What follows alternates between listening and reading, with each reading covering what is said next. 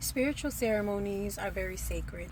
Whether you are making kanzo, and that's being initiated into priesthood, or whether you are doing any kind of misa or any kind of ceremony that invokes working with spirits, communicating with spirits, placing spirits on people, you have to understand that's such a sacred practice, right?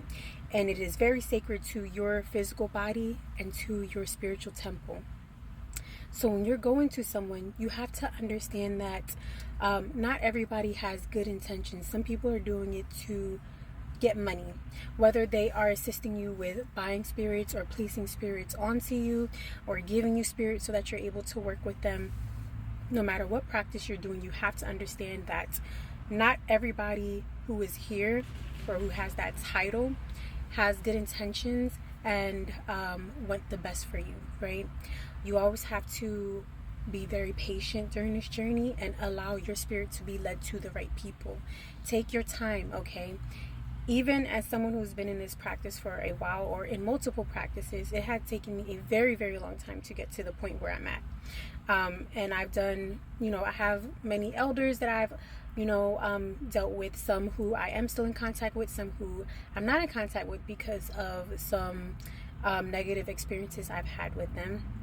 And it always makes me tell people, be very patient, be very mindful of who you are associating yourself with. When you are making kanzo, when you are being initiated into a house or whatever the case is, you are connected to these people for life.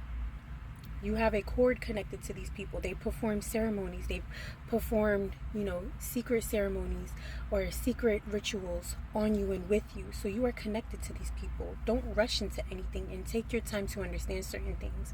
There are also people out here, whether you believe it or not, and I always talk about magic. I talk about magic in different forms because there's some people who don't understand how deep magic can get and how deep it can be.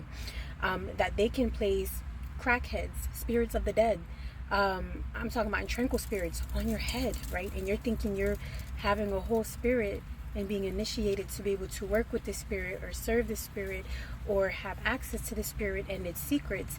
And the whole time the person is just putting some random spirit on your head to work with.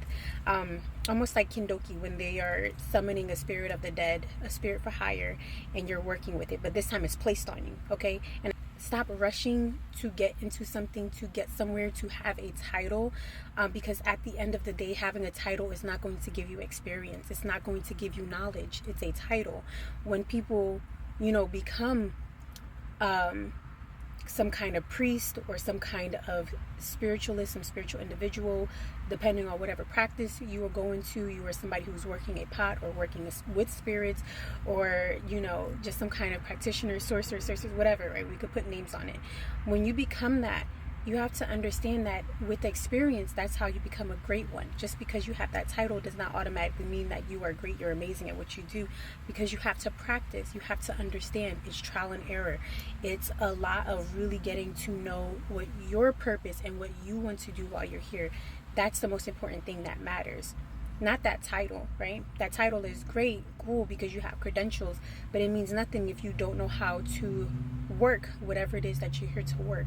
Or if you have somebody working you, draining you, taking your life force and your battery and your blessings and prosperity because you were trying to rush to do something.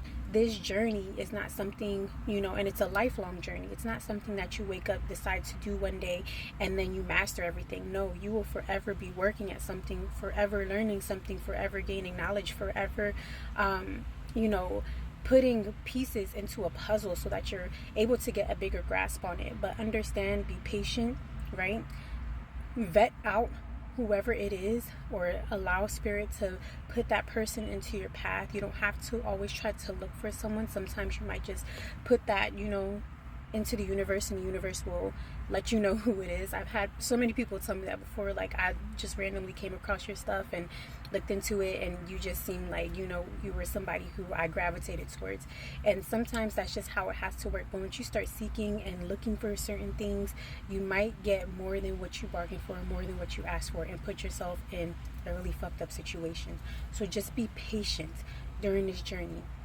Be patient when you are, on your journey trying to discover yourself and purpose and what you're supposed to do, because not everybody out here has your best interest. Only you have your best interest.